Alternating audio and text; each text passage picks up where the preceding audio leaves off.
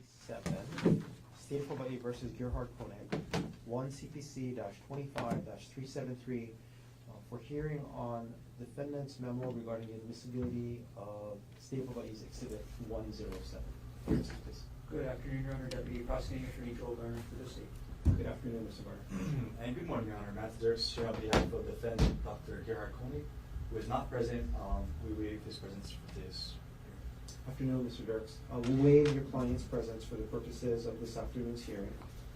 He so indicated the last time we were here on Friday. The court does take judicial notice of the records, files, and proceedings in this matter.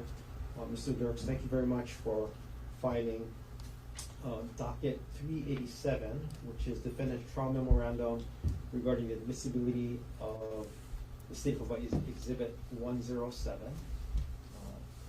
Notwithstanding the title, the court treats this as a motion to reconsider the court's denial of defendant's oral motion to suppress evidence.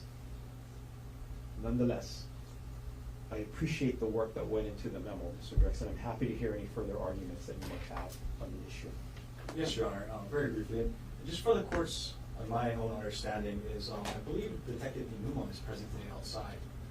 I'm not sure if the state was intending on listening for testimony from Detective Inuma. Did you want to call him in? No, I think we have sufficient record before us as to what steps he did or did not take, and to his understanding of what the accident program is. Then thanks for reminding me. Mr. Garner, did you want to present any evidence in opposition to the trial memo? In terms of additional evidence, as opposed to what we had last Friday at the 104 hearing, there were a couple of follow-ups I had for Detective Inuma. Did you want to call him to the stand? Sure, we can do that whenever you get. If you want to do it now, that's fine. Well, before I take arguments, I think it's best to take evidence before we proceed to arguments. So thank you for reminding me. If I could just inquire as to the scope of his testimony.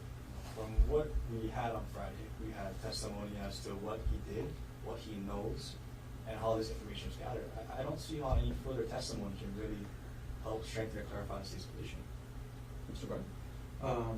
I would expect to ask Detective Inuma further questions about the search warrant. I actually brought a copy of it so he can point out what part he thought was applying to these specific pieces of evidence, as well as he followed up on the specific email address that the state didn't want to cite it related to, which is gkonig@gmx.com. So it's just essentially to provide some additional detail if the court needs it. I don't think we need any, correct me if I'm wrong, counsel, I don't think we need any detail after the execution of the search warrant. And let me not hide the ball.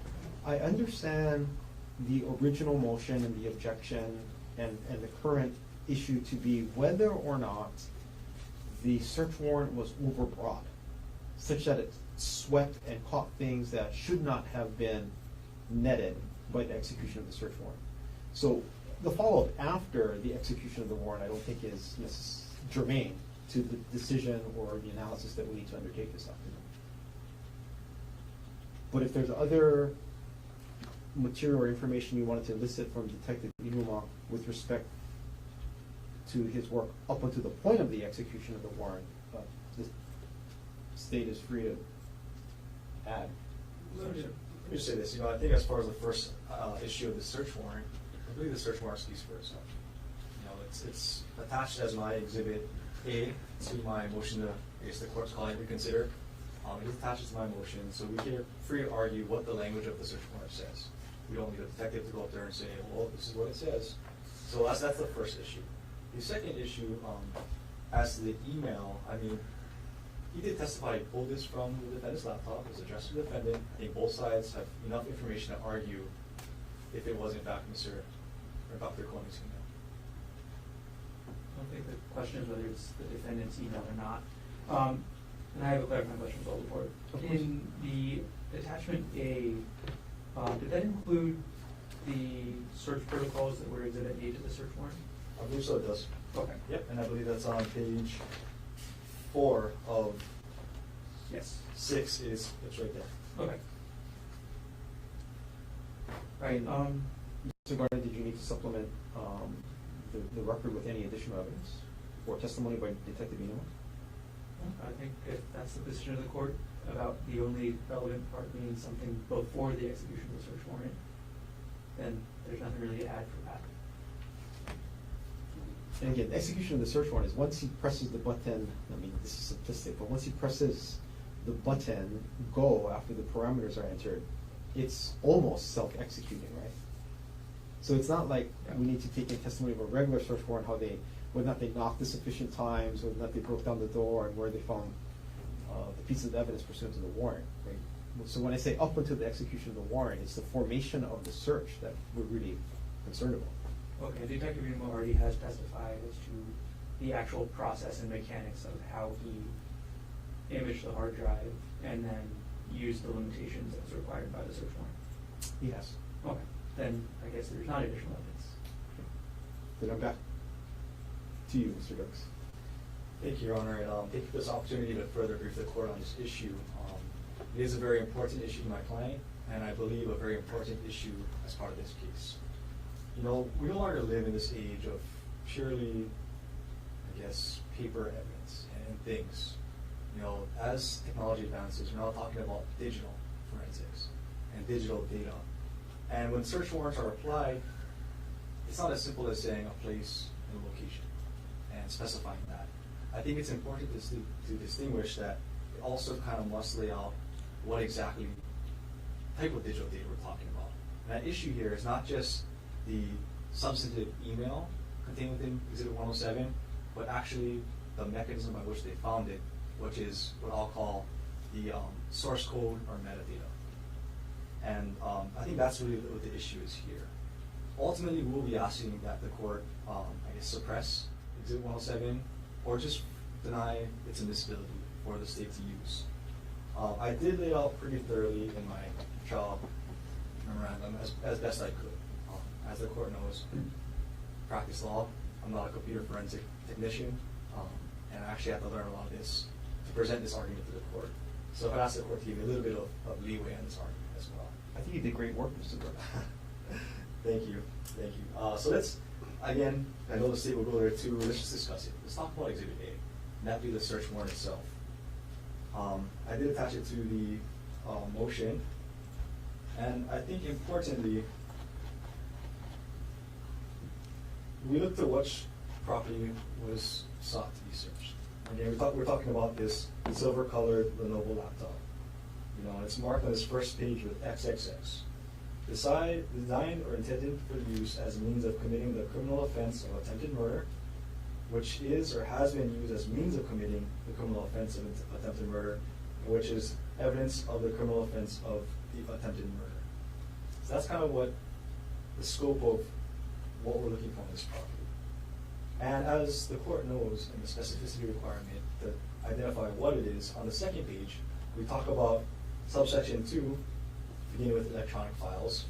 It says electronic files and data stored within the specified electronic devices and storage media, but specifically this is only files and data that contain, include, reflect, and otherwise reference the following case-specific terms, not general terms, case-specific terms. And again, the dates of December 1st, 2024 to March 24th, 2024. Let's look at these terms. I think it's critical we know them. Hike, poly, puka, trail, Oahu, trip, danger, death, fall, slip, accident, climb, cliff, kill, die, WhatsApp, Ari, Arielle, Jeff, Jeffrey, Jeff Miller, Terra Power, protigent, affair, cheat, infidelity, syringe, vial, undetectable, incapacitate, divorce, and separate. And it goes on to say, which include but are not limited to text messages, phone calls, FaceTime, voicemails, social media messages, and any other type of communications. So that's the scope. This is what we're looking for. There's no mention in this, really, of the source code or the formatting code behind any of these emails. And when Detective Inuma testified last week, he talked about using the Axiom program to search through the computer data, or the clone, and limiting it to those things. You know, we weren't given the opportunity really to understand the Axiom device itself. Counsel was provided the Axiom portable case, but it's unclear if there's any way within Axiom itself to exclude the metadata or exclude the source code from the search. I think it's a pretty critical distinction. And we go on a little further in Exhibit A, in the search warrant, search protocols. I think it's really important the court looks at sections 5A through E. Right? It really does limit the search to using keyword search filters, date and timestamp filters, file type and data type filters, using software sorting tools, and examining only those media storage systems, user profiles, directories, folders, and files with items to be seized may be actually located. So we're connecting the nexus between the terms requested and the alleged offense is, I'm guessing, the modus operandi or the action of searching those terms to find some kind of evidence, not necessarily what's located in the source coding and data to those messages. I have included in my memo motion to reconsider in Exhibit C the source code we're really talking about here. So in Exhibit B, we started off with a 2-page exhibit, which I'm not even sure if that's even the full exhibit for the sake of completeness. But Exhibit B in my motion is this exhibit that wants to be introduced. Exhibit C is 134 pages, and that's just for a 2-page document. Now, I took a deep dive into what this means, because frankly I wasn't quite sure what this means, what this source code means. And as I highlighted in my memorandum of opposition, these are kind of two different things going on here. The HTML and the CSS associated with the Exhibit B, which again, like I want to reiterate, I'm not even sure Exhibit B, for the sake of completeness, is the entire email.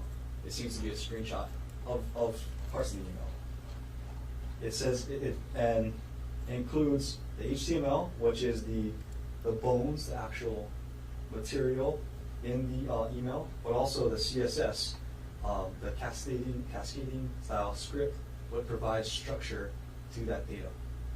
It's my understanding, and I firmly believe that the term separate, as proposed by the search warrant and by the prosecutor, is not in the context of separation, of divorce, as read in context of the warrant, but rather purely source code used to structure that document.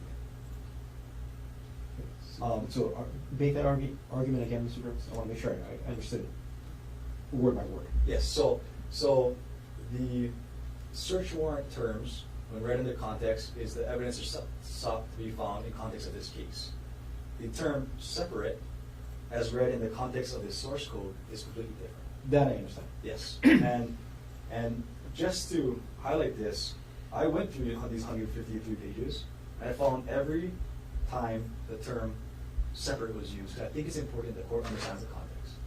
For instance, on page 2, and I also highlighted this in my memorandum of opposition, towards the bottom of the page, 3 lines up, clearly that's not a search he did or related to this email. It appears to be computer code. On page 16, the surrounding context is table border equals 0, cell padding 0, cell spacing 0, row equals presentation, style equals border, collapse, separate.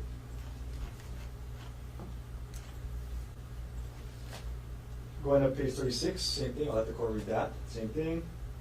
Page 53, same thing as well.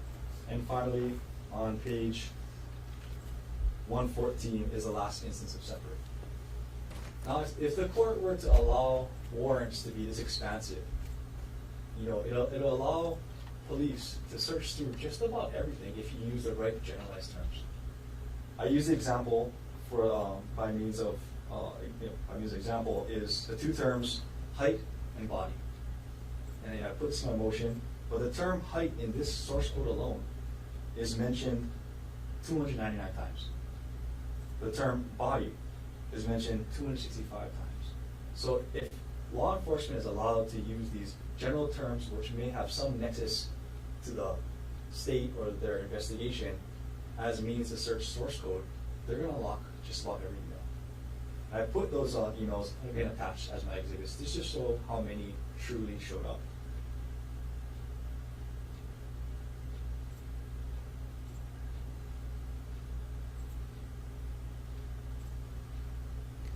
Just for the court's reference, because I want to make the record very clear, last court date at the 104 hearing, we were using, I believe, Mr.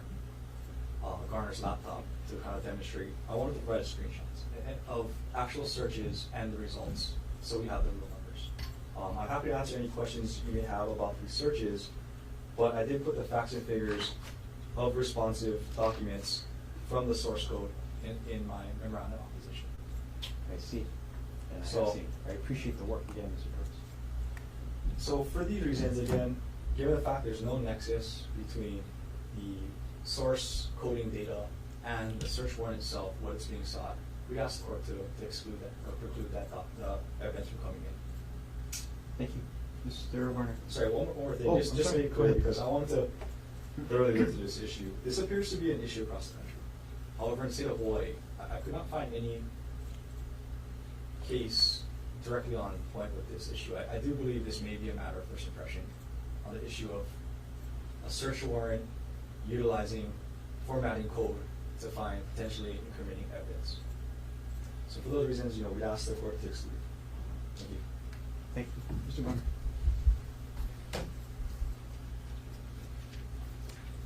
All right, as preliminary matters, Your Honor, I just have to make a record regarding this, of course.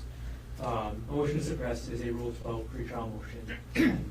Needs to be filed in advance of starting a trial. It's extremely unusual to have a motion to suppress in the middle of trial. It, in essence, I suppose where a motion to suppress, if granted, is one of the only ways the state can actually file an interlocutory appeal. When that's done in the middle of the trial, the state is robbed of that remedy. So that's one thing that has to be made clear. There are the strange circumstances we find ourselves in this case. And when I say it's strange, it's because the digital materials were provided to the defense, I believe, in July of last year. So this is something that's been made known to the defense for a very long time. The state's intent to use Exhibit 107 the exhibit was provided on the date the court provided that we turn our exhibits to the other side, so March 6th. The state also filed an NOI regarding this evidence that we argued the relevancy of it motions in limb. So it's crazy that this has now become an issue in the middle of trial.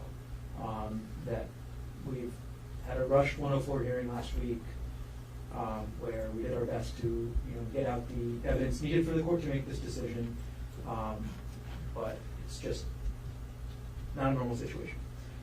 With regards to the actual search warrant in this case, the search warrant authorizes the search for only files and data that contain, include, reflect, or otherwise reference the terms. In this case, the term separate was referenced by State's Exhibit 107. It was referenced with that code, and Detective Iwua testified exactly how he executed the search warrant and why this email ended up coming back as flagged as being responsive to the search terms. So it's clear, I don't think it's disputed between any of the parties here, that the reason that this email came back as responsive to the search warrant is because the term separate is included in the source code. I think everybody's on the same page with that.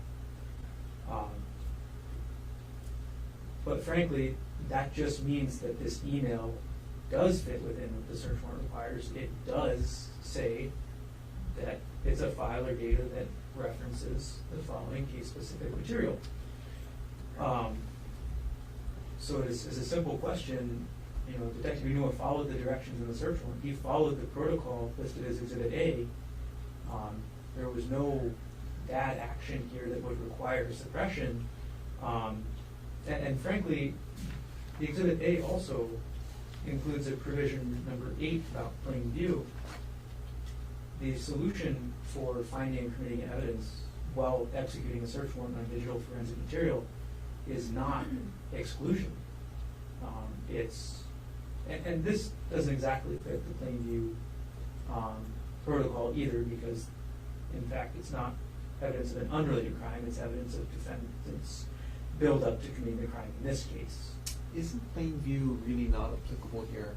And the reason is this: the whole point of having these search parameters is so that there is no situation where law enforcement is in a lawful position to view what would otherwise be incriminating evidence that they were not seeking. The search warrant here is different from a search warrant to go search a residence, for example, because it's far more particular. If there's a search warrant to go into a house, and I'm sure I'm preaching to the gospel, to the choir here, but there's evidence of a different crime. There's no intrusion of privacy because the search warrant already allowed the police to go into the house. That they happen to see evidence of another crime, they can continue on their investigation of that other crime. Here, the search limitations prevents that kind of lawful plain viewing of other evidence, no? Well, if you want the actual, definition that the police used in their protocols for what the plain view and how it applies to this kind of search, it's in number 8, in attachment A. So it states, if the examiner inadvertently discovers evidence of a crime that is unrelated to the offenses set forth in the search warrant, and this is where it doesn't 100% apply to this case because, the evidence that was found does relate to this offense. The examiner may continue with the authorized search pursuant to the grant of authority in the search warrant. Once they find that unrelated evidence, they don't expand the search warrant with new terms until they seek another search warrant. So that's how plain view, in our position and in the way that this search warrant was drafted and approved by the district court judge, that's how the plain view applies to digital forensics materials. So this plain view is really for a different offense, not for the underlying offense being investigated. Yes. Okay. So in this case, Detective Unuma used the terms as required by the search warrant. Those terms brought up evidence that the court has already found relevant. We've had the motion really about this. It is not, I'm going to call it direct, but it is circumstantial evidence of defendant's state of mind, motive, intent, all these things. So essentially, there's no wrong that's been done by the police in finding this. And as we found out last week, looking through the Axiom portable software together, this is not a term that's used in every email. It's not. It's used in some emails. It's not in others. There was thousands of emails that were responsive. Some were responsive to this term separate. Some were responsive to other terms in the search warrant. So it's not as if this is going to draw in every email the defendant has ever sent. So that's one thing to consider as well. And then I looked up. I did try to at least source check what the defense provided. So I looked up this Mozilla website that was cited or linked in the defense memorandum. I tried to click the link. I looked at it. I didn't see the word separate at all as part of the CSS syntax. I don't know if it's in some other sub-page or something else where I just didn't see it, but at least on the page that was linked, it was not there. So I'll leave it with that and say that, considering we're discussing motion to suppress, defense has not met their burden because defense is the one who will burden the motion to suppress. They have not met that burden, and this evidence should not be suppressed. Thank you. Mr. Dirks, you have the last word in rebuttal. I'll just briefly respond to some of those points. First off, to this concept of turning over discovery law back. I'll say this. As indicated in our exhibits, this Axiom search netted 7,000 or more results. If we were to look to the source code of every single one of those 7,000, if at minimum they have 123 pages like this one, we're looking at thousands and thousands of pages we'd have to review of source code alone with no relevancy, no bearing, or nexus to the facts of the search warrant. So I think, whether or not it was discovered then or now, it was discovered, and we should address that. As far as the, this Rule 12 motion, I see how the court views it. I view it slightly different in the sense that we can bring it forward as a 104 kind of hearing, and we're challenging the admissibility of this based on the record before the court. So I don't think it was necessarily precluded from being raised, and I do believe, again, this is a very important issue at this stage of the proceeding.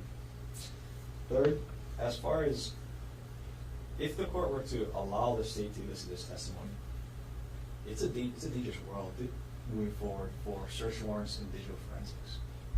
I mean, like I argued earlier, should the detective or investigating officer with any knowledge of coding, of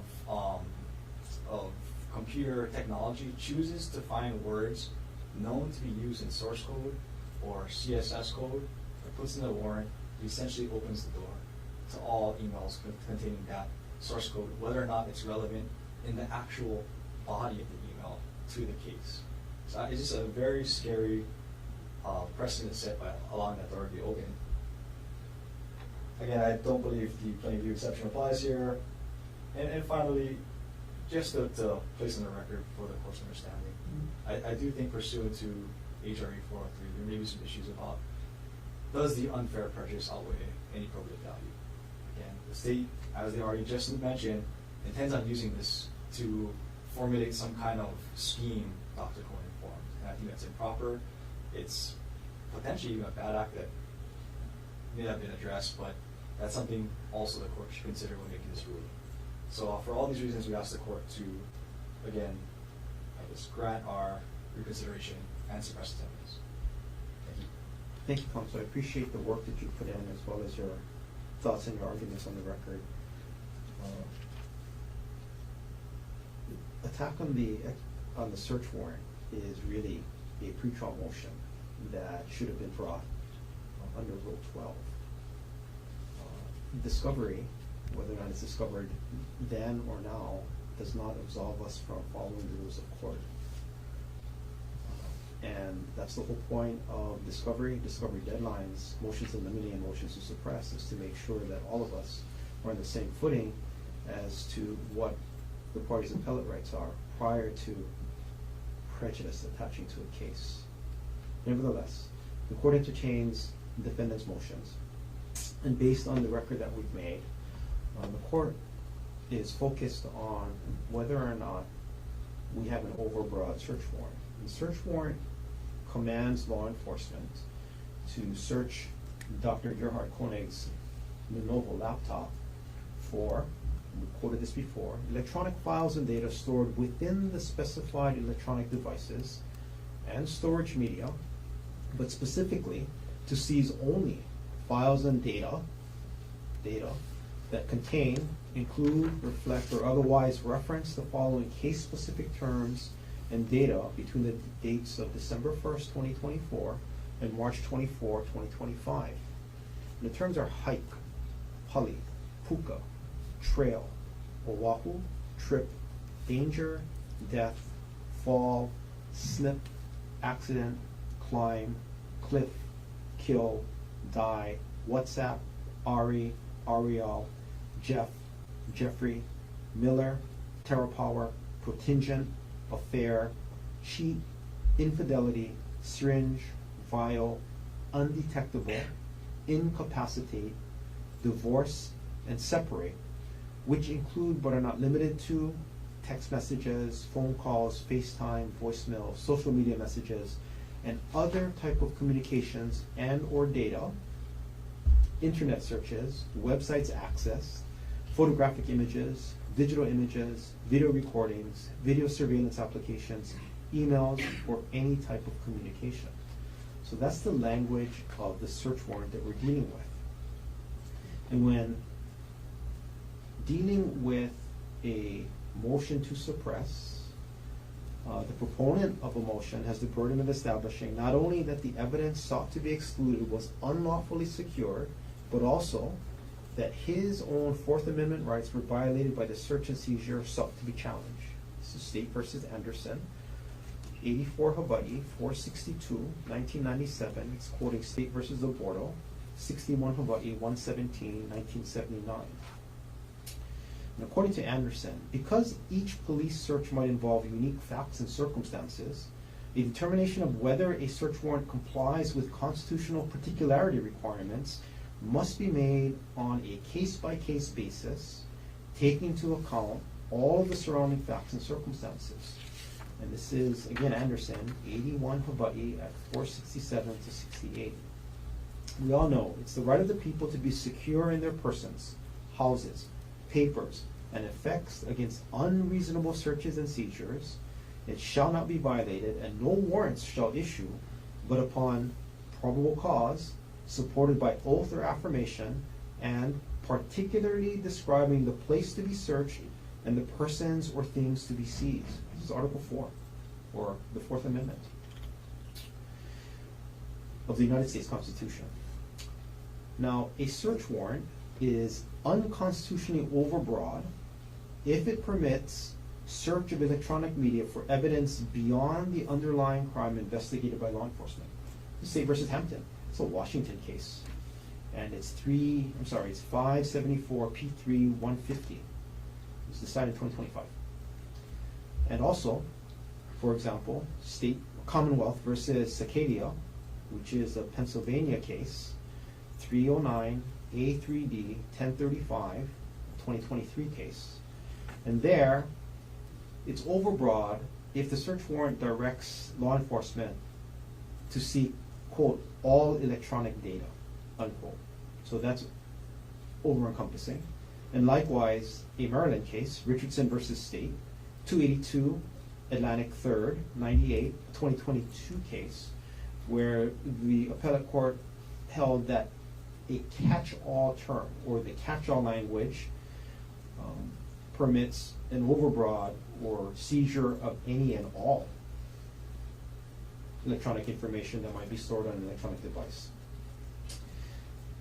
So, to avoid overbreadth, a search warrant must describe a nexus of the evidence sought and the underlying crime investigated by law enforcement. This is common sense, but this is also the holding of State versus Short. It's a Nebraska case. 964 Northwest 2, 272, was decided in 2021. There is no one-size-fits-all solution for ensuring particularity, and these are cell phone cases, and search warrants for cell phones. This is Richardson versus State, again a Maryland case.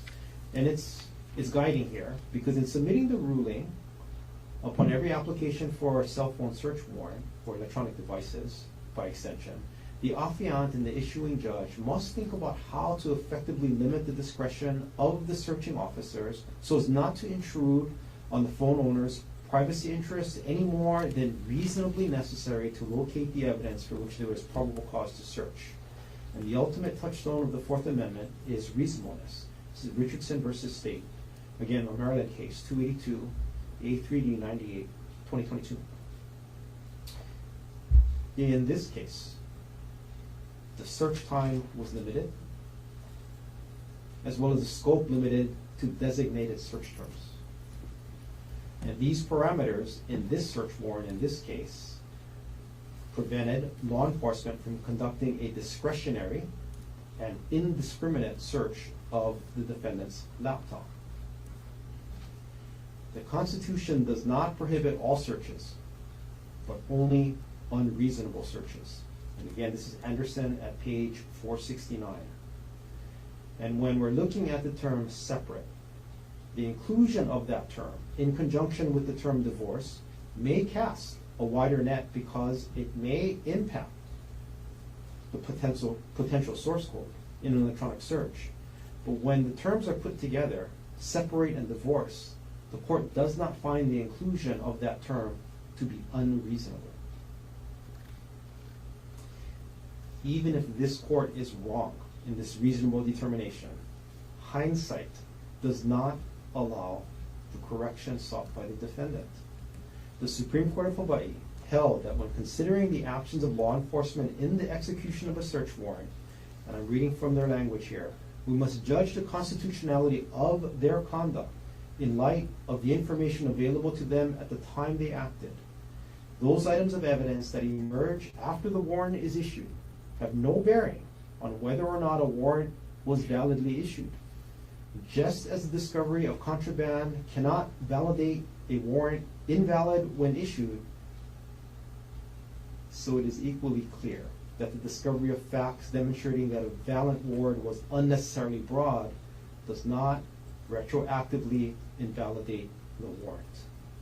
State versus Anderson, 84 Hawaii 462, citing Maryland versus Garrison, 480 U.S. 79, and the Maryland case is a 1987 case. And so for those reasons, the court reaffirms the overruling of defendant's objection and oral motion to suppress what has been marked for identification as State's Exhibit 107. And even after balancing the 403 prejudice against the defendant, which we had in motions in limine, the court reaffirms its ruling. And again, subject to the laying of proper foundation, what has been marked for identification as State's Exhibit 107 can be presented to the jury in this case. Counselor, I appreciate your time and your work. Is there anything else we should take up on the record? Just for the record, the defense did prepare amended exhibits pursuant to the court's ruling regarding redaction, and I'm prepared to turn it over today. I appreciate that. Thank you. Have you provided it to the court first? and then No, you- I haven't. It's Okay. not. Okay. I pulled this side first. Mr. Garner, anything else you want to take up? Yes, there was testimony and things brought up by the defense about this Exhibit 107 and the word recorder being highlighted. I think Detective Greenwood's testimony was clear that that was just a search term, a visual highlight that was due to the search term, that it doesn't mean anything otherwise. That's what I expect the testimony to be tomorrow as well. Is the highlight going to be essentially an issue that precludes any introduction of this? Okay, so we'll see tomorrow. I mean, I think he did testify. He didn't highlight it though, so we'll see when it's raised tomorrow. We'll, I guess, approach it maybe. My general thought is no. Okay. That's not going to prohibit admissibility of the exhibit. Yeah. I expect the testimony to be, again, similar to what came out at the 104 hearing. That's just the search term that was used in the computer program, and that's why it's highlighted. It doesn't mean anything beyond that was a search term. Okay. Anything else we should take up? Nothing else you need to know. Counsel, if I can have all of you back tomorrow. All of us want some more than just the two of us. Yeah, everybody. But you can pass on the message. 8:50? 850. 850. We can start with the jury at 9. A couple of things I need to take up, but I think we can start close to being on time tomorrow. We'll start with Detective Greenwood. Okay. Appreciate it. Court's adjourned for the afternoon. Counsel coming up.